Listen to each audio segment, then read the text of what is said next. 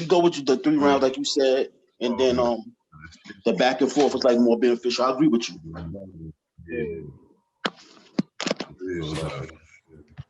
Hey, peace. Is the brother Asar and or his representatives on at this time?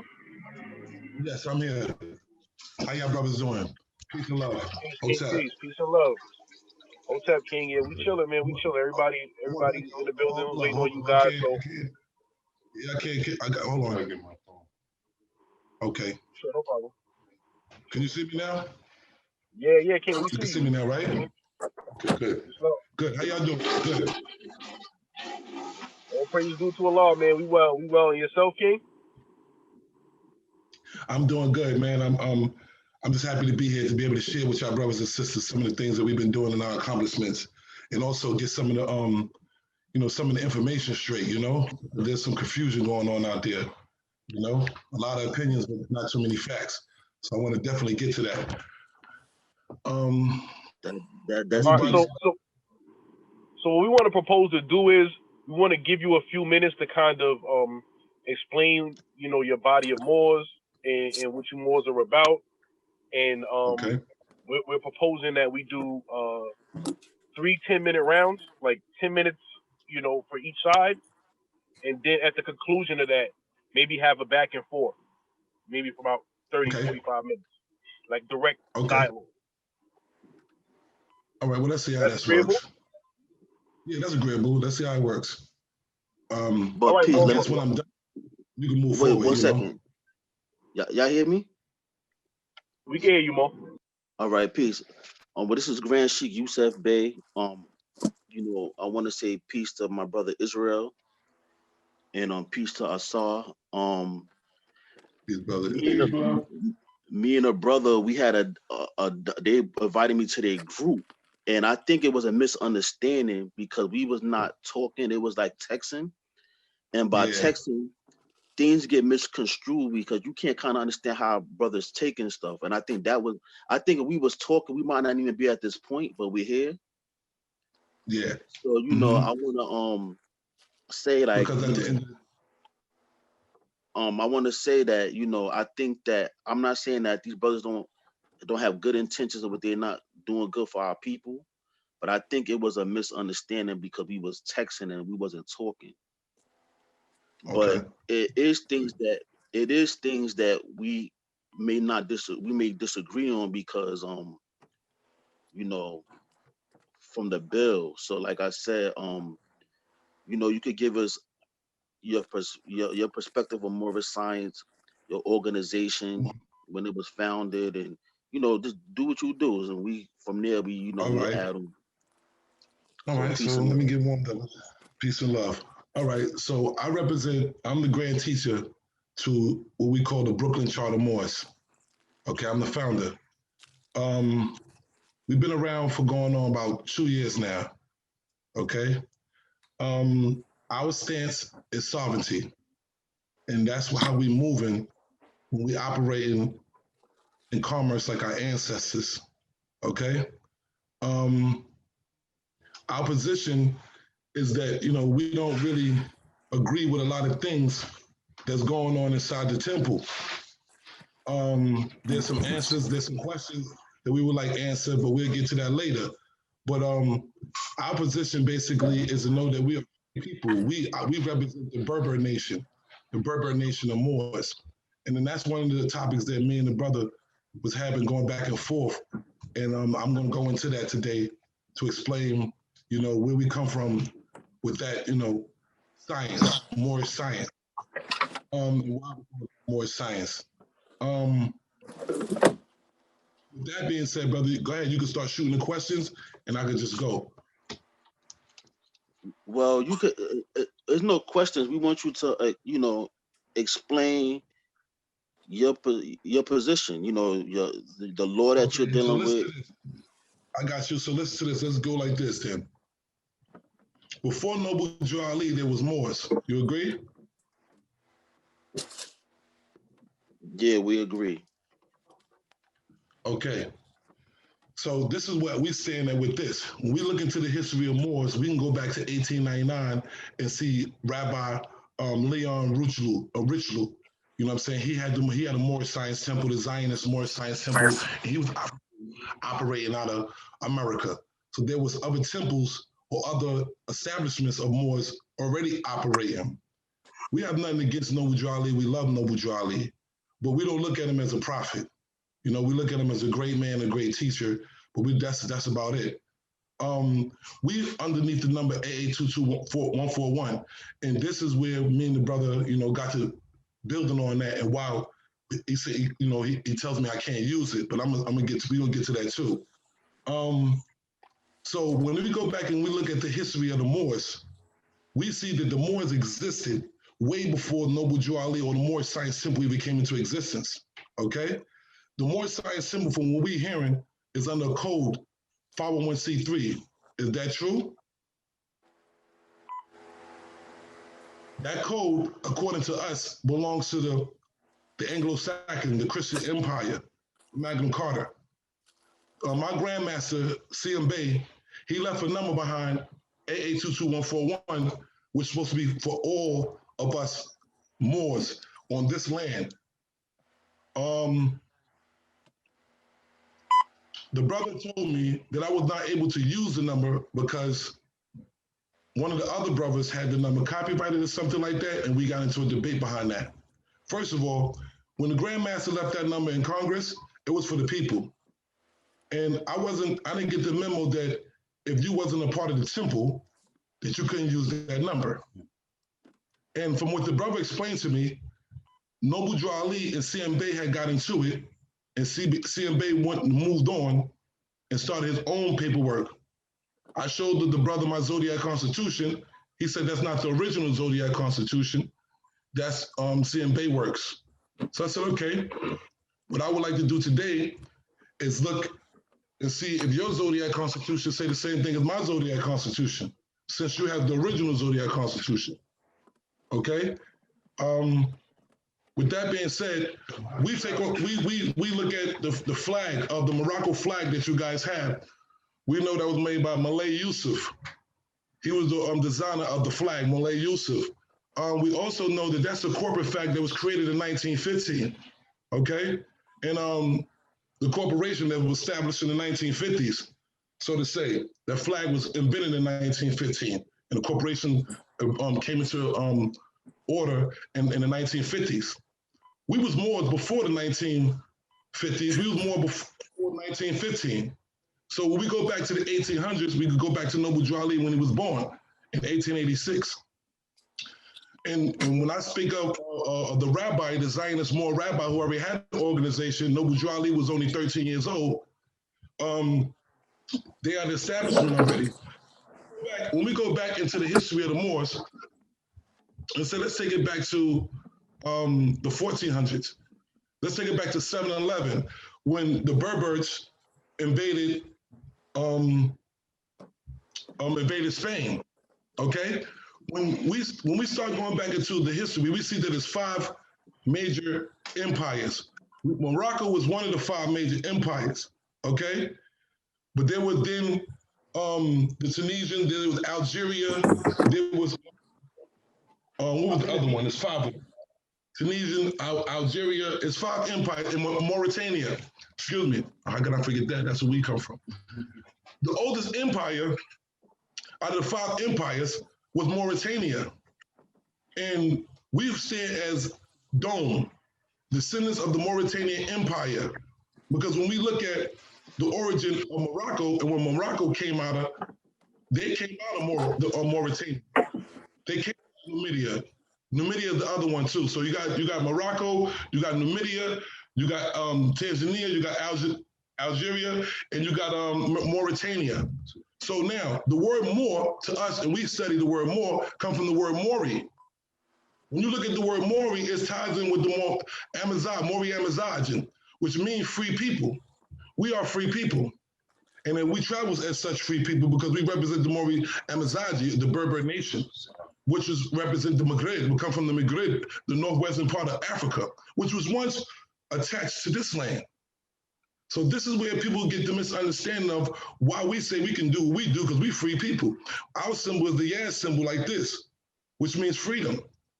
We have the corporate flag, which you guys use, the Morocco flag, what we use, because we wave that flag because that's a commerce flag that we use to do business, to show that we have an agreement. Treaties are agreements. But then we have an original flag, an indigenous flag, and that indigenous flag is the Berber flag. So that's what I was trying to explain to the brother, and that's our stance. So we look at the Grandmaster CM Bay work, and we understood what he was saying, and we understood that this was for the people, black, Negro, brown, whatever you was for the people. He didn't say this was for people who came out of the Moorish Science Temple. So I have a problem when brothers try to tell me, oh, you can't use that number when that number was for the people. Number one, I have a problem when brothers try to tell me you can't use that number when I'm free. I'm moving sovereignty. I have a problem with that number when I am carrying out the duties of a Moor as a humanitarian. See, our stance are that we the guardians, we the gatekeepers, you know what I'm saying, of the Egyptian science or the Kemetic science. So we say Hotep. And our greetings to each other. We don't say Islam because we know that has a tie with the Zorab, the Zormors, the Arabs, your cousins. So a lot of the terminology that they use in the temples come from the Arab cousins that we don't agree with because it knocks us off of our natural cycle of being who we are. You can go ahead now, brother.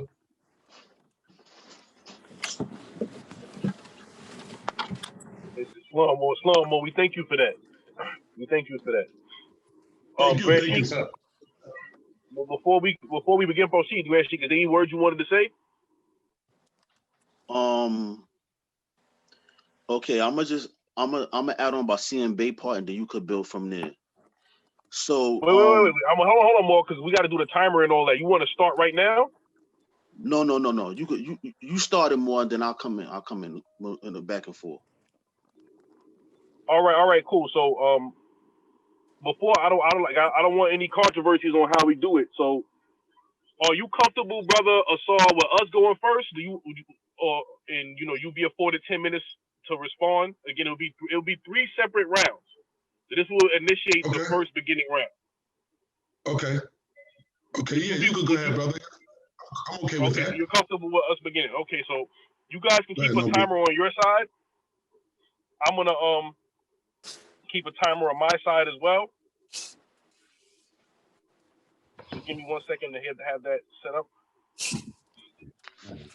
10 minutes. All right. At this time, I'm gonna mute everyone's mic. What's that? Islam. So everybody's mic is muted at this time. I'm gonna give another 10-20 seconds to afford them to unmute their mic if there's anything they want to say before we get started. But I'm gonna presume that if they don't unmute their mic, there's nothing left, and we'll begin as scheduled.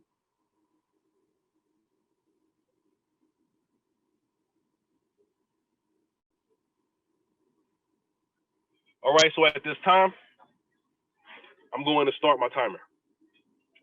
As soon as I begin, start the timer. Timer has begun. All right. So Islam Moors. So first off, the brother says that they're Brooklyn chartered Moors, and he's the founder. Now, so a charter is a grant of authority. A sovereign gives a charter to establish that an institution, an entity has authority to do X, Y, Z under that charter. Who gave them more this charter? He didn't receive the charter from CM Bay. He didn't receive the charter from Clock of Destiny, which is the organization that CM Bay created and founded. And all his works that were produced were for members of Clock of Destiny. But the Grand Sheik is going to get into that, so I don't want to belabor that point. But just to call yourself chartered insinuates that you received authority, a grant of authority from someone. All right, so he's going to have to show and prove where he received his grant of authority to say that he's chartered. Next, he goes and we're going to touch on the Berber thing in a second. All right, I touched on that. So he claims CM Bay's for everyone. We're going to argue that no, CM Bay's works were not for everyone. That's why you copyright something. You copyright something to claim ownership of it just so that everyone can't use it. That's the whole point of a copyright. So that anybody that come off the street can't just take your works and use it as they see fit. And that copyright authority was passed down to the current leadership within the Clock of Destiny. So that copyright copyright authority would be under the person who has that copyright. So you can't be under AA Truth in the way that you're saying under that particular copyright, under the Zodiac Constitution and all that, if that's the case. But we're gonna move on. He says the flag origin of the Moorish flag was 1915. 1915, he says that the origin was. So, little history lesson, in 1915, Morocco and all these countries was not independent. They were a French protectorate. So when we Moors was flying the flag over here in the 1920s, they weren't even a nation yet, a recognized nation. They were a territory under the French. But this flag's origin is dated even further back, because if you look at oil paintings of the Moors in the 1800s, you see a red flag. And the flag had went through different transitions. They had different flags during a particular period of the fall of the Moorish Empire. But you see that red flag with a 5-pointed green star in the center prior to photographic technology being invented in paintings by Europeans who visited these regions and these lands. So his timeline of in terms of the flag. So, and again, the prophet didn't say that the flag was created under the Moorish sign symbol of America. He said that that flag is an ancestral flag. Because if you go to the 101 questions for Moorish children, he said that the flag is an ancient flag. So it's not an innovation of the prophet Nubuddali. He's not claiming to have created Moors. So I think what the brother's misunderstanding is that he's not really understanding the angle that the prophet Nubuddali is coming from. And so when we look at Act 6 of the Divine Constitution and bylaws, we see that. Let me do a time check real quick. All right, 3 minutes. I'm gonna finish up in another 2-3 minutes. Okay. So we see Act 6. It says that these names were given to slaves by slaveholders, talking about the colored Negro, black, colored. In 1779, it lasted until 1865 during the time of slavery.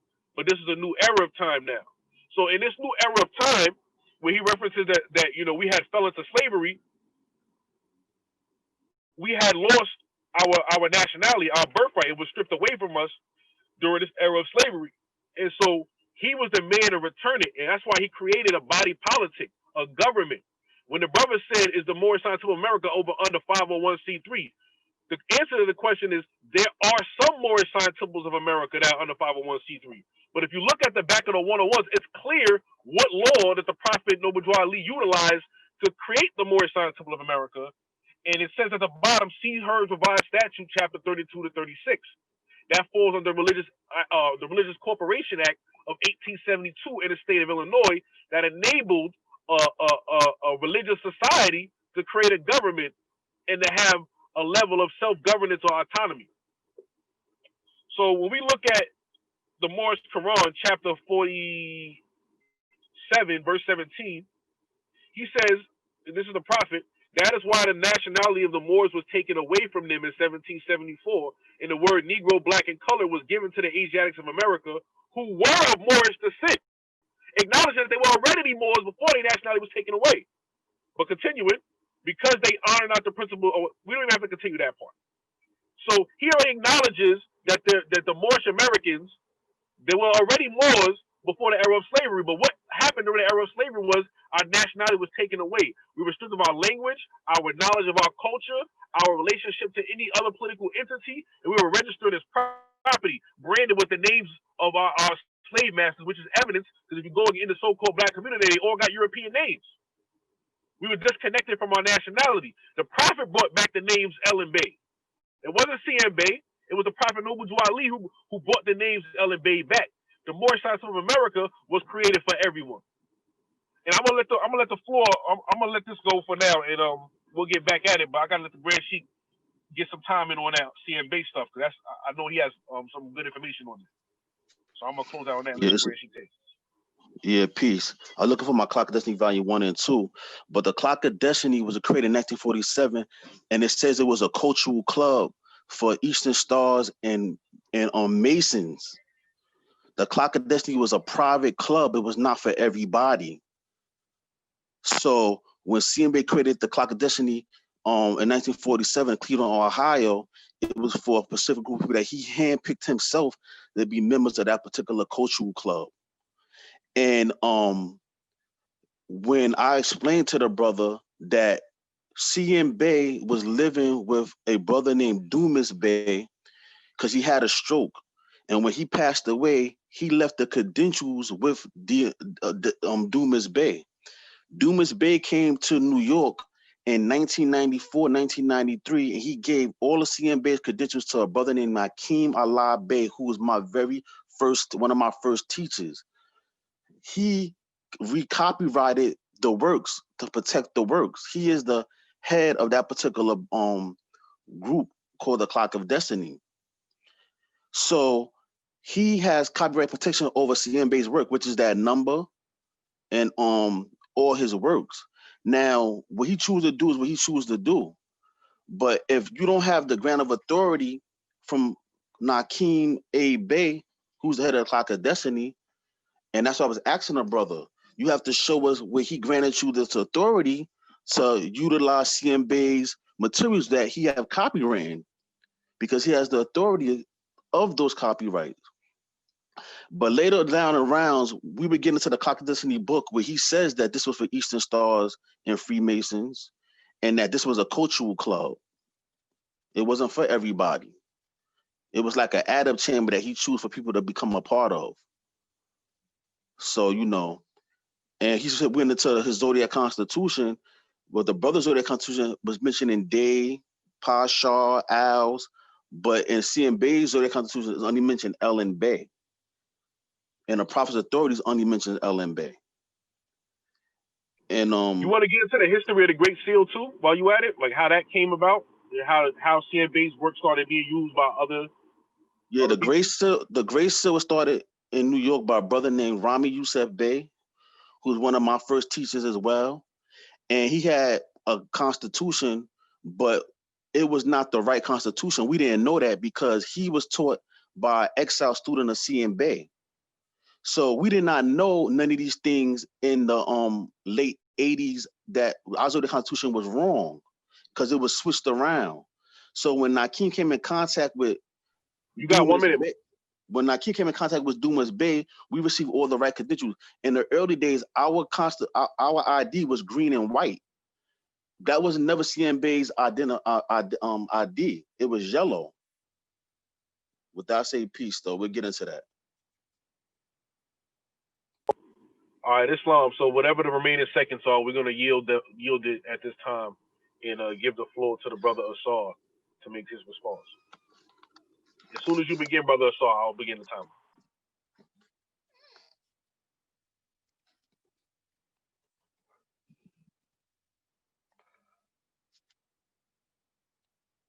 You got to unmute your mic, brother. Right, I'm sorry. I forgot to tell you. I muted your mic. I muted everyone's mic. So, brother Asar, this time, there you go. Thank you, brothers, for sharing with me the science. Okay. My stance and come back from what you were saying. See, this is the thing right here. What makes you different from the Caucasian for stopping me from being free? So what it seemed like to me that you guys have this thing going on to where if you're not a part of the temple, then you can't be free. See, you guys are taking this the wrong way because the number 8822141 is a law. And the law could be used by anybody. That's first and foremost. Whether it's a culture club back then, that's back then. CM Day has passed away, the brother passed on. Yes, I understand that there's some more in the temple that has a connection with CM Bay and all that. That's all good. Thing is this, how can you tell the people they can't use the number when I've been using the number and they've been working? Only way I can't use the number, when I use the number, it get rejected. That's first and foremost. Second of all, again, I'm free. I'm a Berber. I'm sovereign. As sovereign, I can move as such. According to, and I wonder if you got the same zodiac or the same words in the zodiac constitution that I have. We're not supposed to be teaching in no mosques, no temples, no churches. you guys are doing the opposite. You guys, this number that CMB left was a tax exempt number for all of us. So I don't understand why, as the Moorish nation, you guys is not underneath that number. Could it be that you guys is already under 501c3 when CMB had a fallout with Noble Drew Ali and he went and started his own works? Could it be that that's true that CMB departed from the temple and he became a Mason and started a Mason club? Then who are you guys to tell anybody who could use the number or not? You guys are Moors or not Masons. You understand? Masons to us is my son. This is just another faction of us. They got 33 degrees. We got 360 degrees. Again, we go back to the Egyptian temples. We understand about the 1800s and all the stories that Noble Drew Ali create and all that. We understand that, but it's deeper than that. You see us on the walls. Again, we the custodian gatekeepers of the science, mathematical astrologies. We're supposed to know all the 7 sciences. We're supposed to know that. You guys, we don't see you guys talking too many mathematical sciences or you know, I mean, we hear you guys talk about your history and we keep talking about these major figures in our history, which is all good, but how are that helping us now? How that's helping us now? I asked you, the brother, since you guys are over there in that temple, what's going on with that trust fund? Noble Drew Ali Trust Fund, vast estate. You guys were supposed to be the ones that come back into the population and free the people who was going through this turmoil, chaos. But instead, you guys got caught up in whatever you guys was doing. And if nobody wasn't listening to you guys, then they couldn't come in and get no love from you guys, so to say. It's like you, instead of teaching people, you was telling people. So, you know, this is why a lot of people don't really go, you haven't seen numbers, the record numbers of people joining the temple as such. Again, what happened to the trust fund? There's a state, we got the account number. We showed the brother that, you know what I'm saying? He said it was fraud. I said, unbelievable. You know, there's a lot of things that Noble Drew Ali talked about, you guys left out. Now, someone might say, well, how could you respect Noble Drew Ali and CMB, but you're not following the rules? I'm not following the rules according to more science simple. Because if this is a law, and he put this in law, then this was for all. Now, if we became conscious and we knew that we was Moors and know how to become more, then we should be Moors. If I could show you how I use that number, you said this work was filed in Congress by CMB. Okay, well, I filed my paperwork in Congress. I have an ID from Congress with that number 8822141 underneath it. So if I wasn't able to use it, or if it was invalid because it was for all Moors, and we can go back into the law and show you in the CDC when they talk about Moors. So once you put something in the law book for Moors, and we so-called Black or African American or Moors, we meet the requirements. This is my ID. This is my ID stamped on the back. And this is the number, 8822141. And it's a passport. That's an ID to the passport. And that was done in Congress, okay? This is my United Nations ID. Okay? Official. What that mean? That ID was done in Hawaii. Why was that in Hawaii? Because Hawaii is a sovereign nation. So I'm underneath sovereignty because my ID that I work with is Hawaii. You got to see it work. It's beautiful. It's beautiful. They try to stop me. They run it. It's beautiful. They let me go. They apologize. They call me ambassador.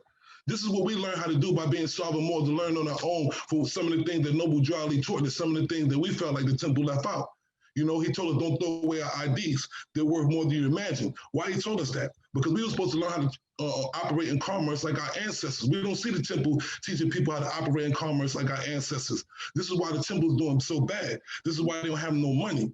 They, you know, there's a few buildings being built. Okay, there's a few outfits are being, but where is the people's money? Where's the trust fund? This is what we standing here as Berber Nation, as the sovereignty more, the landlords. We out here in the battlegrounds, and we going out here. And what I'm doing personally, brother, I am creating trust funds. I'm creating corporations. I'm getting people national United Nations ID because under the Human Rights, Declaration of Human Rights, we're supposed to have ID that come out to the United Nations. A lot of brothers don't know that.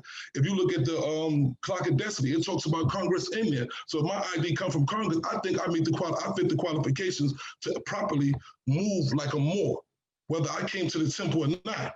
Now, whether I don't have to use that ID, brother, that's first and foremost. I just want to make that clear. I use it because I have the option to use it because I'm a Moor. But my United Nations ID is mean. It's mean. Not only that, I have a Department of State ID. You understand? That's a silver bullet. I don't pay no tolls, brother. We don't pay no car fare. We walk to the train station the way we want to. We are free, brother. And we teach our people how to be free, paying our bills. We doing things that they thought the temple was going to do. The temple was supposed to come back out and save the people with the information that Noble Drew Ali gave, but instead the temple started praying to Allah. They started submitting because they're under the Christian code. I mean, I would think the temple wouldn't want to be under the code that CMB left unless the temple had a conflict of interest with CMB because CMB had a problem with Noble Drew Ali. But whether that's your history, that's your story. There's a lot of things going on there we want answers to. Who killed Noble Drew Ali? What was the signs between him and Green? You understand what I'm saying? Who took a lot of, it was a lot of things that we need answers to, and then you know it's kept secret. The elders know things, they pass on with the secrets, but then we don't know nothing. The kids out here now lost. So now we got a bunch of dudes. From what we see in our perspective, you know, they have power, strength, because we respect and we love all Moors, but they're not operating right. They're not teaching our people how to go back out here and own and become financially, economically strengthened, empowered. You know what I'm saying? This is what we doing. So now we got brothers, my brothers, they got corporations. Some of them got trust funds. We operate, we deal with security exchange. I'm registered, brother, by the way. I'm registered, my strawman name with the Security Exchange Commission. I'm a bank. So these are things that you know, as the sovereignty, and we are stand on strictly law. So we not really with all that faith and that belief stuff. We need the now. The now is, well, give me the facts. Give me something that you know I can show forth and prove to say be true. I've been doing this, brother, since 1994. Okay, 26 years in the science. I started out as a 5% nation. I studied under Dr. York for a little while. I was born a Muslim. You know, my father was a lieutenant from Louis Farrakhan and all that, so I got a Muslim name. So, you know, things like I've been through the science. So one day I woke up, and as I go through the theologian, you study all the religions, because I'm heavy in the mathematics, so we can go there in a minute. You know, all the things I begin to see, and I say, you know what?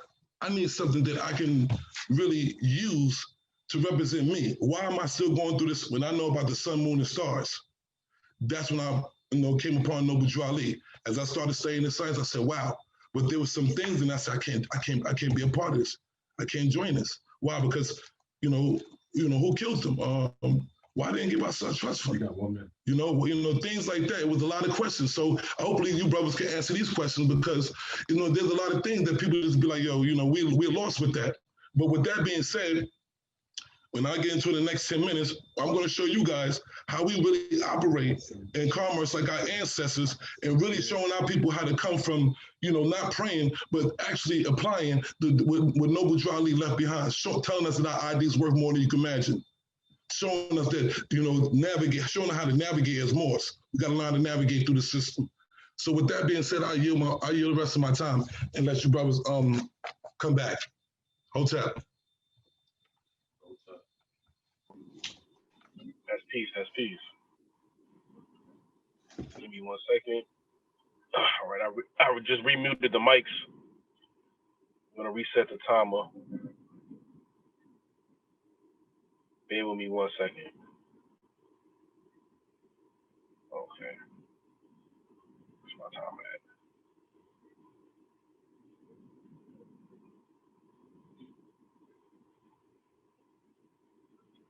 So we're gonna start right here. He says AA241 is the law. It's not a law against a document that was copyrighted. Laws are passed.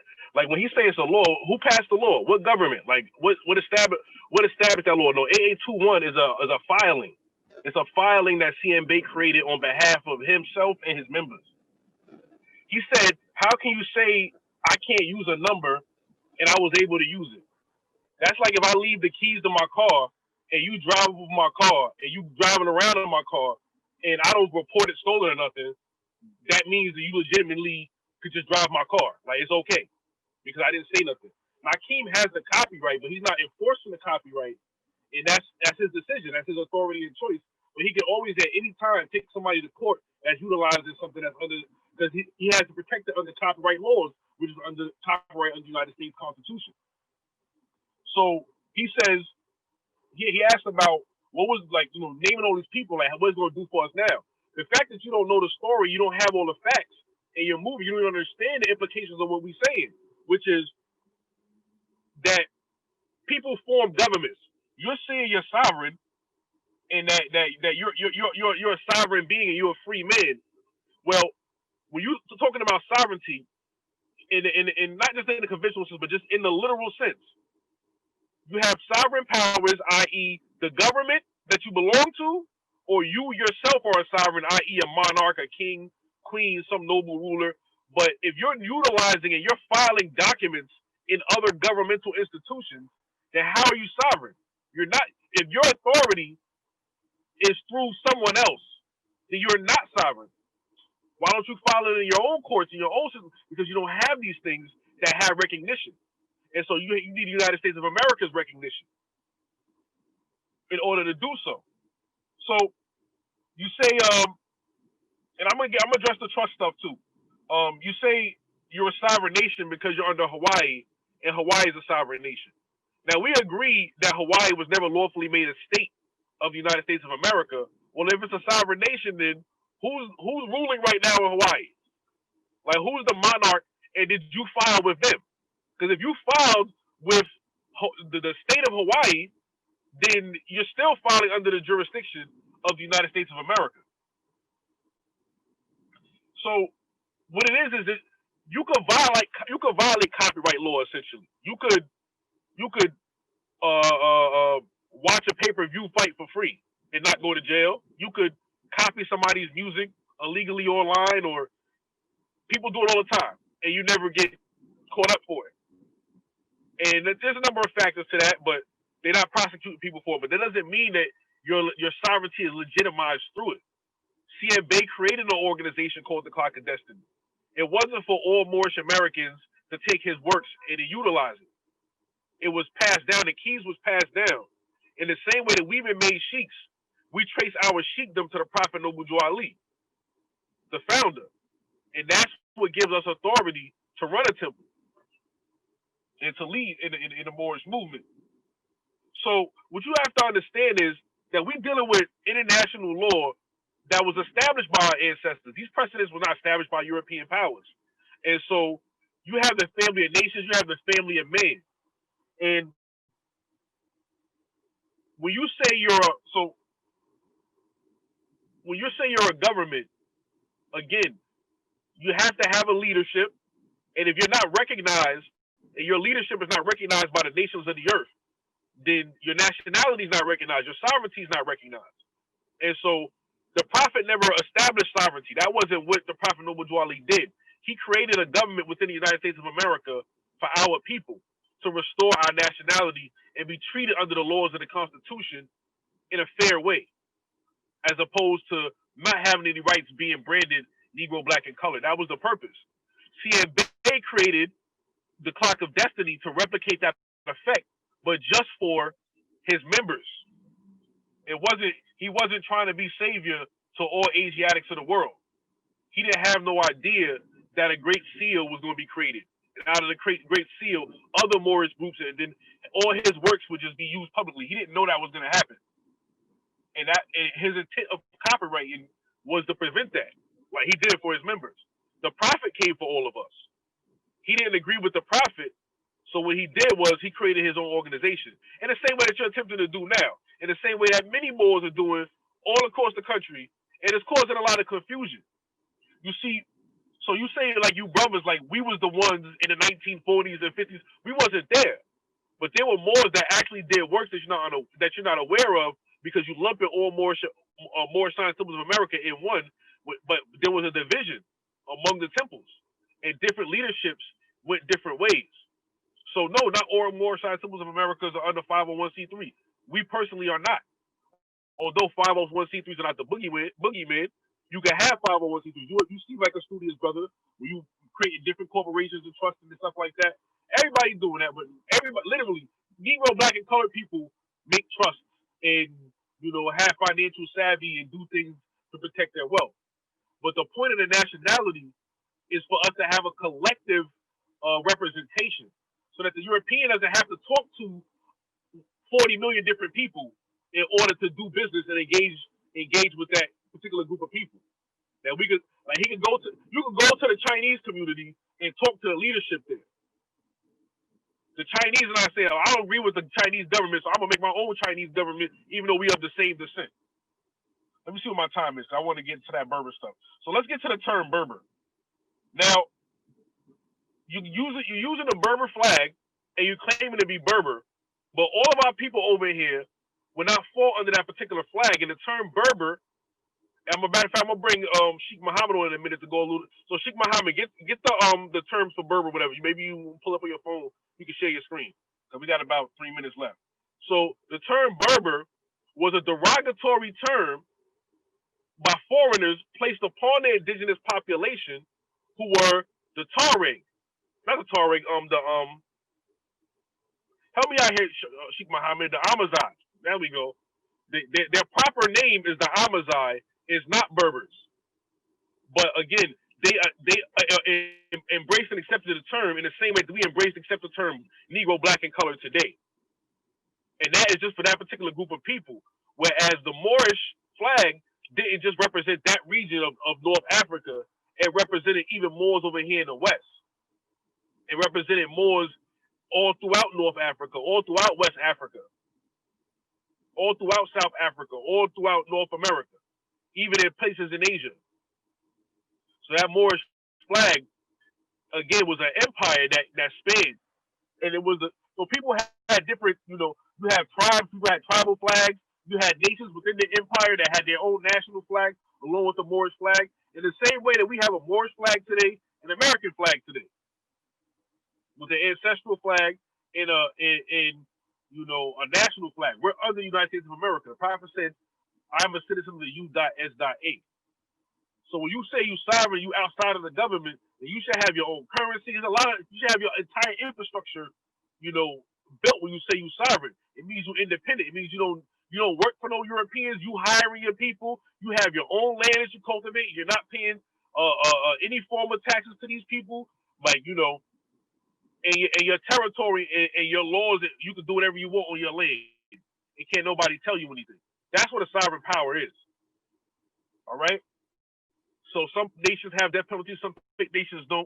But each nation can decide whether or not no other nation can tell them they can't have a death penalty. That's what a sovereign nation has the authority to do. It has no limited power. We, as the Moorish Scientific of America, just like every other state in the United States, has what's called limited sovereignty. So with the last minute, I'm going to ask Sheikh Muhammad just to go into the term Berber real quick. You have 60 seconds, Mo. Islam, can you hear me? Islam, Mo. Go ahead, just go into it, Mo. Islam. So the term Berber is not from the origin of the language that was originally spoke there. Muted your phone, Mo. Oh, that was my bad. I muted it. Go ahead, keep going, Mo. I don't know. I accidentally muted it. Islam. So the term Berber is not the original term used by the indigenous people of that landmass. The Mozambique people who spoke the Tamazight language, also known correctly as Amazigh, they did not refer to themselves as such. This was a brand that was appropriated to themselves later. The term Mori, it comes from a tribe of people or a subgroup of people that was in part of that line.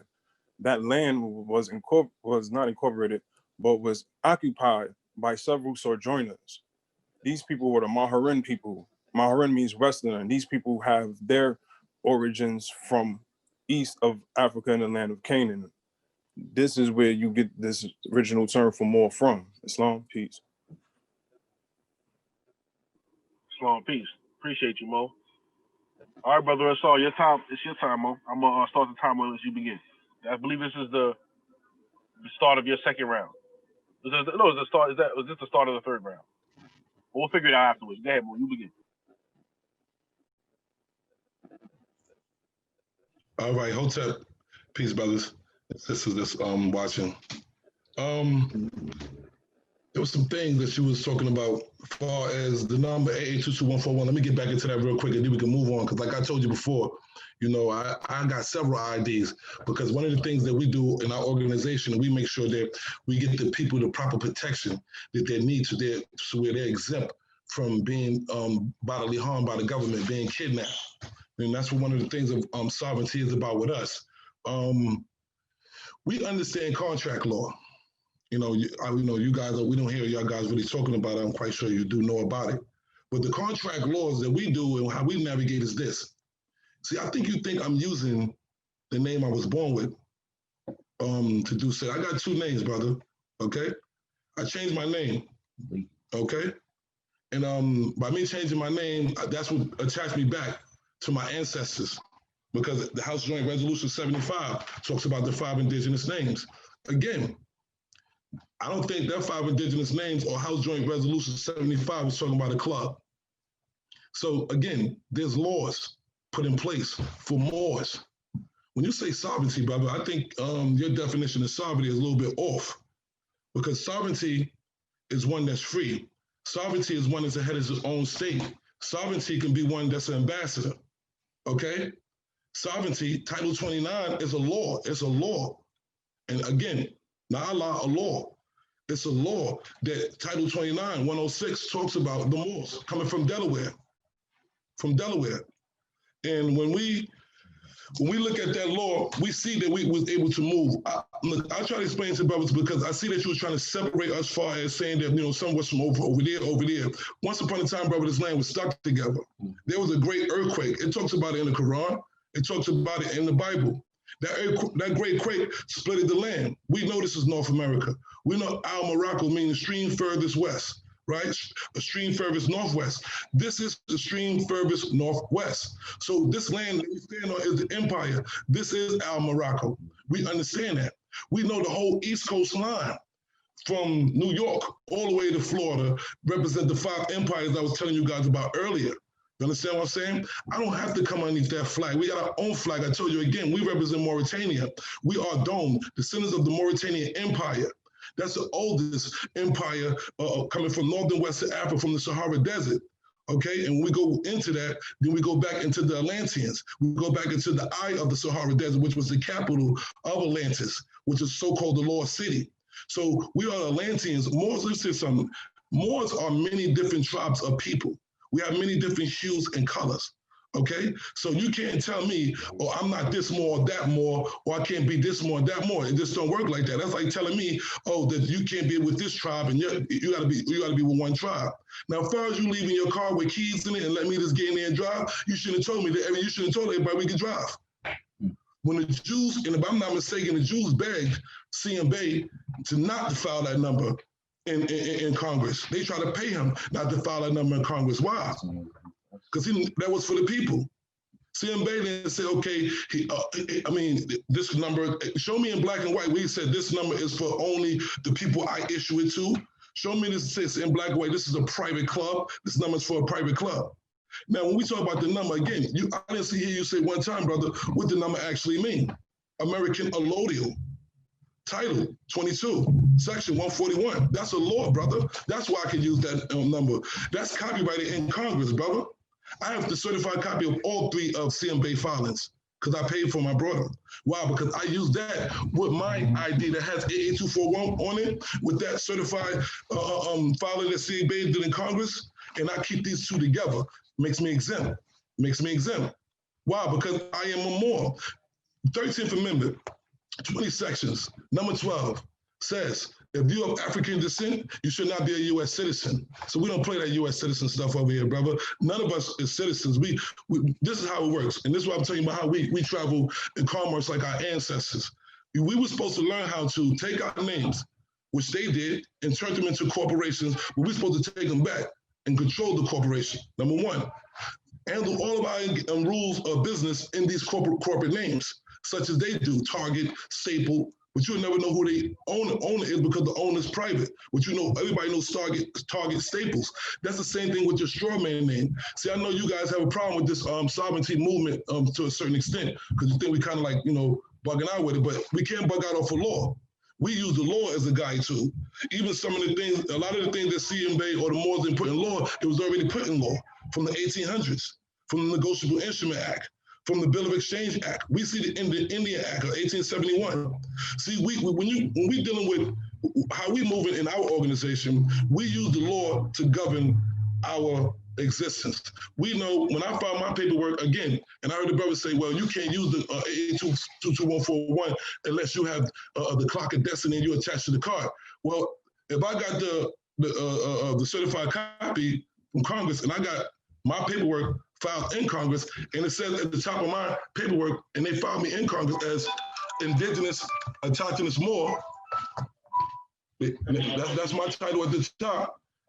Well, I mean, I don't think I'm doing nothing wrong. I think with the prophet, and I don't like to say the prophet, with the teacher Noble Drawley left behind is working to a certain extent if you're able to use that.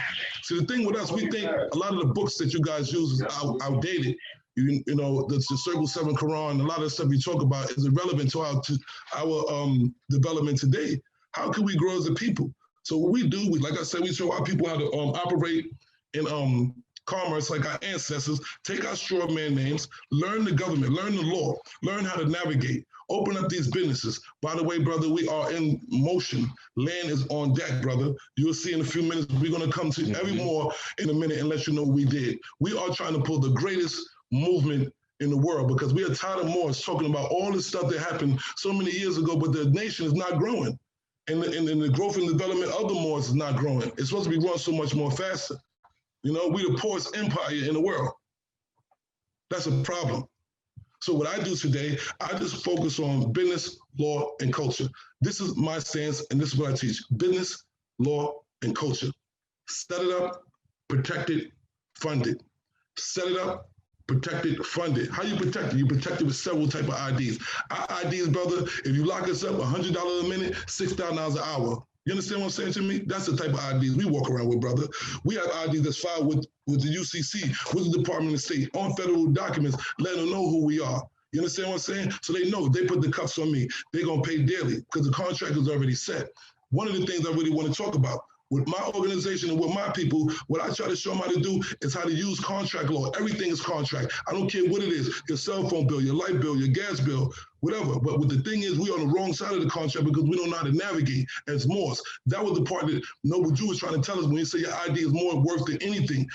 We'll never get rid of it. Why? Because you are worth more than anything in your short man name, but you haven't not yet how to redeem or capture your bonds and your securities because you think bonds and securities are a myth. And like they ain't trading them on Wall Street. When I can show you on every document that you probably got around your house, all your security numbers. This is what I'm teaching my Moors. We teaching our people how to financially build an economy for themselves, to get what they owe them. They owe us. This country went into bankruptcy in 1933, and for that reason, they owe us. There's a debt. We are in the full faith and credit, brother. Article 4, Section 1 of the Constitution, meaning that when we move, every state has to follow that. I don't care what state we in, so it don't matter. For the Hawaii thing, brother, we can go back and forth on that. I'm not going to even do that with you, brother. I'm just telling you how my ID works. You know what I'm saying? And I knew where to go find my ID at. You know what I'm saying? To make sure that it had that type of power. There've been times they try to kidnap me.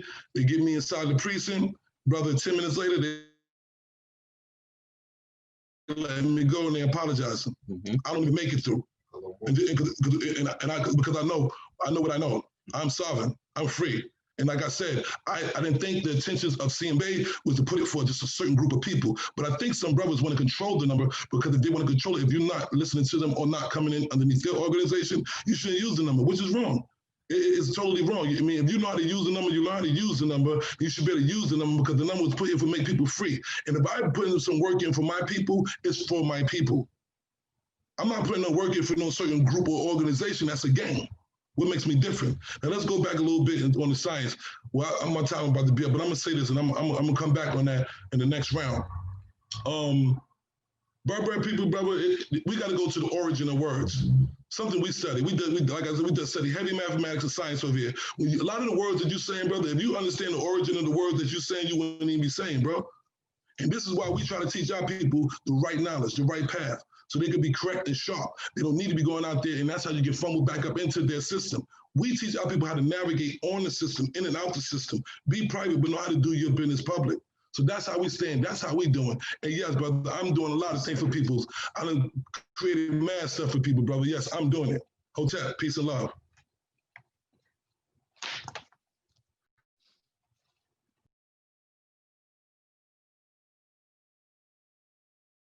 Yeah, it's long. You had some more time, Mo.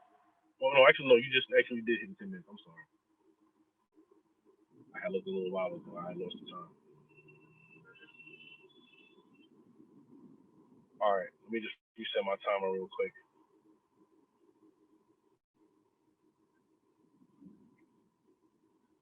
All right, so I'm gonna start right here with the. So we're going back to the 8822 for documents that he's talking about. See, the law that he's referencing is in the United States codes that he's referencing, which is for people under the construct of the United States, right? CM Bay codified that AA number, and he filed certificates of which he had authority over. CM Bay, he had control and authority over the certificates he filed, and then he issued his members documents. That was the structure of the organization, which was a cultural club. We're looking for it now because we got a lot of books, man. We're looking for the Clock of Destiny, volumes 1 and 2, but it says in there clearly that it was a cultural club. So we're giving you a reference, so anybody can look into the Clock of Destinies volume 1 and 2 and call us liars if it's not true, right? So let me touch on the trust for a second. So the trust was created for all Moors that had property and things of that nature to put it under for the protection of it. That trust still exists. But there's a lot of confusion under the trust because, again, the Moorish movement was divided up. But that trust still exists as the original corporation of the Prophet still exists. And its same function would still apply, although it has more umph behind it because it's not just trust law that's involved. It's also the law of the Religious Corporation Act and all the authority that it grants societies created under that law. The brother says that we the poorest empire. I mean, I guess he hasn't been checking the news lately. The Moors lost in the war in terms of the empire. We were defeated. We fell. C.M. Bay says it in his literature. The Prophet Noble Ali says it in his literature. The American history books may not say it in the schools that we went to, but in terms of the historians and stuff like that, the Europeans, they definitely recorded that we lost too. In all of our sources, is it the evidence of our lives of being ruled under the European and having to go through all these processes to claim some type of pseudo sovereignty, if you will, had to come to play, or the Prophet having to come to our people in the first place to bring us to life, is all the evidence we need that the empire had fell. So the brother, he talks UCCs, contract law. This is the same sovereign citizen ideology that other Moorish groups espouse, but this is what came from Europeans. Europeans who were upset about how the end of the Civil War went, the 14th Amendment being imposed, whatever, they started to spread this information amongst themselves, and then the Moors came in contact with these Europeans, had conversations, exchanged information, and then Moors started adopting it. Some of the information is useful, some of it is not. But I want to touch on the two things that the brother was saying. He was talking about the full faith and credit clause, Article 1, Section 1 of the Constitution, right? And it states, full faith and credit shall be given in each state to the public acts, records, and judicial proceedings of every other state. Now, he's defining every other state as in any government anywhere. But this is clearly meant for the states that fall under the Union, that they would get full faith and credit. You know, a Chinese person doesn't get full faith and credit over here. Okay? Germans don't get full faith and credit over here. Rwandans or whoever else, nobody gets full faith and credit over here unless they're citizens. And the Congress may, by general law, prescribe the manner in which such acts, records, and proceedings shall be proved and the effect thereof. Okay? So the full faith and credit clause is like, if, say, Georgia makes a ruling, let me give a better example of that. Let's say that, you know, you got nailed up in child support court in California, right? And then you go to New York and you like try to ignore that order or whatever, and then the courts, the case gets transferred over there, and they're gonna respect the ruling of California decision. Or if you try to, like, you sue somebody and you try to take it into another court, that other court is gonna have full faith and credit. It's for the institutions within the government to respect each other, not for what you're saying. So you say you teach a law, but you teaching wrong law if that's what you interpret in the Constitution. See, Moors like to use the Constitution at the same time saying they're not citizens, but then want to talk contracts, not understanding that what you're saying out your mouth is you're not a party. If you're not a citizen, then the document that governs it, you're not a party. Just like the Zodiac Constitution. If you're not a citizen under the construct, which is the clock of destiny that CMA created, then you're not under that particular document. It was created for those people under that. Just like the Great Law of Peace. It wasn't for everybody in the world. It was for the 5 civilized tribes to govern themselves under. And so you were bound by the law if you were a party being a citizen. None of those people, when you say you were sovereign, within the Moorish Empire, regular people weren't running around talking out they were sovereign. The sovereign was the Sultan. And we know, and our prophet teaches us that in our one-on-one questions when he says, who is your ruler? Who is the ruler? In terms of, like, Morocco. And it was the Sultan. That was the sovereign. Like in Great Britain, the sovereign would be the monarch, the king or queen. So there was a sovereignty that was created in the United States of America, an innovative idea of a sovereignty that we the people are sovereigns, and then we will create this governmental construct known as the United States of America, and then us giving our collective sovereignty to this creation of government gave this government life, gave this government authority over us. And so that is what a sovereign citizen is under the construct of the United States of America. But saying you are sovereign by yourself and then a citizen of a government at the same time is an oxymoron. It doesn't even make sense in law or language. But for some reason, Moors have adopted this, not really understanding civics, political science, and things of that nature. So you say we're the poorest empire. We're not an empire. We are a people who are enslaved, who have now gained knowledge thanks to individuals like the Prophet Noble Drew Ali, and now are making our attempts of doing away with the brands that were put upon us. And so different Moors want to go about it different ways, but at the end of the day, what the Prophet Noble Drew Ali established was for us to create a governmental structure among ourselves, not just with laws of the United States of America, but laws of how we govern ourselves and treat one another.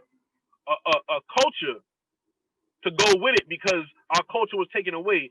A divine creed to go with it because that was taken away. You see all these elements in other peoples across the planet Earth, the families of men, the different nations or whatever.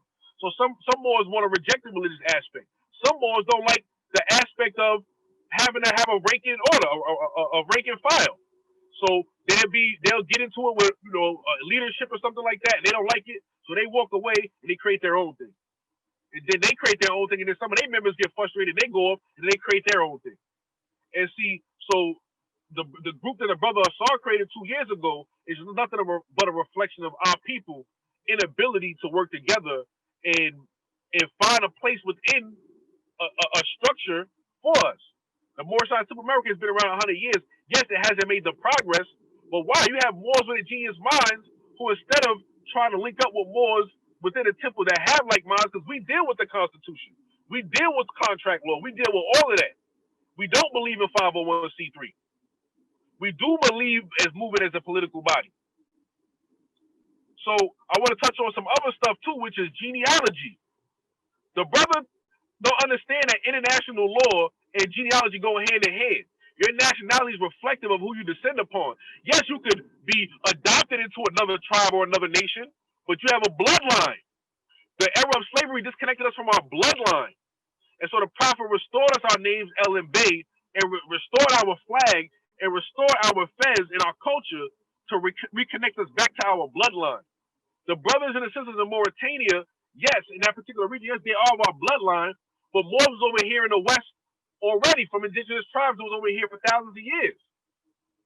So there's a Moorish bloodline over here in the West that don't have anything to do with no Berber connection.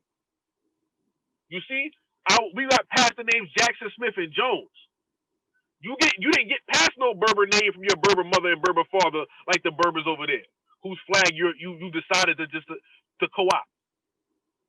There are other people that have bloodline connections to us. There are tribes in Nigeria that wear pheasants. So should we take their flags and wave them too? It's like, yo, everybody want to get around the prophet instead of just trying to figure out how to work with what he brought. He brought a trust. So all the trusts you creating, are they vast express trusts like the prophet? Do they have a government attached to them like the prophet created? It's just like we haven't utilized this great power that that he bestowed upon us. But at the same time, we're not really understanding and comprehending. Let me see how much time I got left. I want to make sure I touch on one last thing. Oh, I'm over here over time. I'm sorry. I'll touch on that 13-minute with 20 sections later because he said the African descendants and all that. But I'm over time, so I'm gonna yield the floor.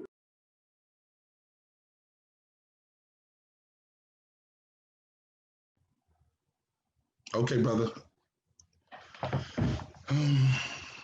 What should I say? You said a lot. You had a lot of opinions, brother. No facts. You know. You said that we can't work together. The reason why we can't work together because y'all can't get it together. Mm-hmm. First of all, y'all can't even figure out who's running the trust. You know what I'm saying? And get that together. Again, I asked you a question: who killed Noble Drew Ali? It's unstable over there, brother. There need to be a recleaning, an upgrade, and we need to sit down and have the pamphlets. Everything need to be upgraded, or we have to create our own. I have the ability to create my own, and I will create my own. Just like Noble Drew Ali, just like CMB had the ability to create their own. Once we understand the science to a certain level, brother, I will file my paperwork the way I need to file my paperwork. But I would love to be able to work with you, brothers. You know what I'm saying, and sisters, if that's good. That's just first and foremost. Brother, a sovereign citizen is an oxymoron. I would never call myself a sovereign citizen, either you one or you other, brother. That's it. I am a sovereign. My corporation is a citizen. And this is why I tell you that you don't know what you're talking about. You don't know how to operate in commerce like your ancestors because you understood what I said to you when I said that. We took our names, Jackson, Johns, whatever you want to call them, that the Europeans gave us. We gave them back to them. And we incorporated them names, brother, and we used them names to operate in commerce like our ancestors. I told you I travel free. You ain't say nothing about that, because you might be still paying car fare. See, these are the things that we can get together, we can share with each other. You understand what I'm saying? So we can get to this next level. You said that I wanted to create something. Brother, if I got the ability to create it, then I will create it. You understand? If you want to question it, then you can question it and we can sit down and have an intelligent debate. I would love to always communicate with you, brothers and sisters. We know about the Noble Drew Ali Vast Estate Trust. We had the account. We showed the brother we had the account. Do we attach ourselves to it? No. Because we got other trust funds that they set up for us, the Europeans set up for us, due to the system being bankrupt. You might not really understand that. We can show you the law. And again, I told you, brother, everything we do, we have the law to follow us. Mm-hmm. A lot of things that y'all got going on over there. Again, y'all got to get it together, brother. You know, I would love to come over there and do business with you, brothers, but we have to be on the same page. A lot of the things that you speak about, brother, is outdated. You ain't speaking on nothing for the people today. What is anything that you're saying, brother? How is it going to help the people today? This is why we teach business, law, and culture. Culture is what you're talking about. When you talk about the history of Noble Drew Ali, and you keep talking about this number 8822141, we using the law, brother. If we break the law, we go to jail. But sovereignty can't commit no crime unless there's the injured party. Yigwu versus Hopkins, 1886. These are laws. We use the law, brother. Yeah. When we file motions based on the law. We file motions based on the ancestors. You understand? There's a lot of paperwork, brother, in the law books I don't think you know. There's a lot of paperwork in the law books that we can use before Noble Drew Ali came, brother, that we can use that said that we was Moors. We told you Title 29, 106. That's the law. It talks about the Moors, the Lenapas, the Moors, Chickasaw Moors. Where you from? What type of Moor you is? What tribe you come from? We know we all came from different tribes. We know they killed our people, especially in New York and most places. They killed the tribes and turned them into jails. Oneida, Cayuki, Mohawk, Kaiseki, all these are our ancestral people. We know that there's many different tribes. You can't tie me to no one tribe, brother. We don't know our lineages, or we got to track our area where we was born at, brother. There's certain landmass that we know which tribe of people we came from. Let's talk about Pocahontas. Let's talk about her father, King Wuhan Seneca, out of Virginia, who had 200 wives, 200 kids. Excuse me, 200 kids. Them kids, 200 wives, I mean, and when he had kids with all the wives. He loved the Pocahontas the most because she died, the mother died when he gave birth to her. But listen to this. What do you think all them kids migrated to? From South? They always say all the people from South, they come up to the North. Our bloodline, brother, and I want to address this. I think that you're trying to separate us from the people that's over there in the landmass we call today Africa, which is really Alkebulan. That landmass, brother, was stuck to this land again. West Africa was here, brother. North, Al Morocco, extreme furthest northwest. I just said that to you, brother. So again, you really know what you're talking about. You understand what I'm saying to you. There was a time, brother, when this land was stuck together. And everybody, when the land stuck together and it broke up, when that land began to float, some people stay here. We are Berber people, and Berber is just associated with Mori Amazaji, which is mean a free people. You can't act like that Morocco was the only empire that came up out of the West, the Northern West. I told you, they got Numidia, you got Mauritania, but these are all Moors, just like you got different tribes. But we are all Moors. Moors mean dark skin, navigator. You understand what I'm saying? So we have to understand this. Now, we are Moor by nature. I don't have to be approved by any of you guys to be a Moor. Moor mean one that navigate on water. I was born in water. I was born out of water, brother. I was holding water for 9 months. So that makes me a Moor by nature. My skin complexion, brother, makes me a Moor by nature. And if these laws are found in the law books, then by nature, I fall underneath the criteria. Let me just stress this again. Congress, CMB, brother, filed this paperwork in Congress. Now you talking about we don't know what we're doing, filing contracts, and you putting yourself back. You want them, brother, that promote that, and that's why people don't want to join. So you don't understand how do you really understand how this works, brother? Because when CMB files this paperwork in Congress, does that make him a U.S. citizen? Brother, when you do business, you have to file paperwork a certain way. We file our paperwork a certain way. And when we file our paperwork a certain way, we file it in a way to where we can't be held accountable for anything because that is a corporate structure piece of paper. We're not liable for anything that we do when we operate in commerce like our ancestors. So, brother, we know how to operate in commerce like our ancestors. If I tell you the things I accomplished, but I will not, you understand what I'm really saying to you, brother.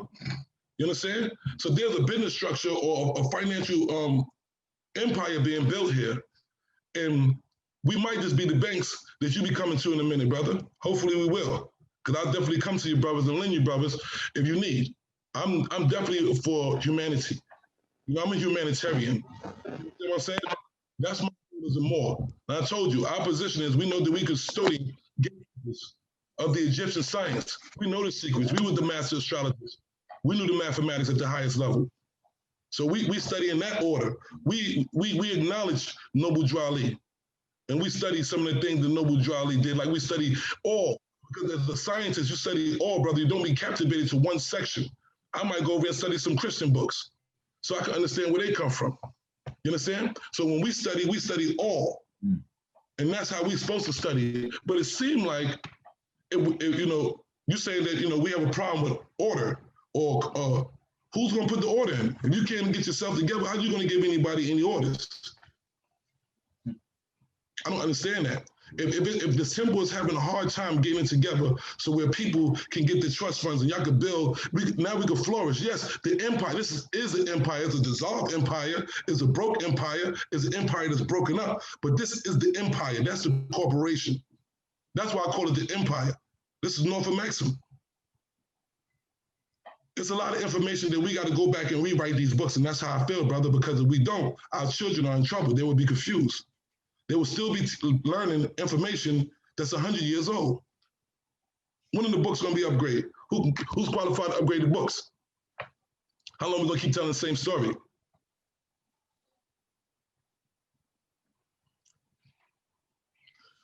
when you look at full faith and credit, brother, I think you was reading that, you read it right, but I think you misinterpreted. It's a contract. The Constitution is a contract, brother. That's it. We understand that. We don't use the contract we don't go in the court and say, I have constitutional rights. We don't do no madness. That's stupid people. That's stupid morals. They don't know what they're doing. We don't play that, bro.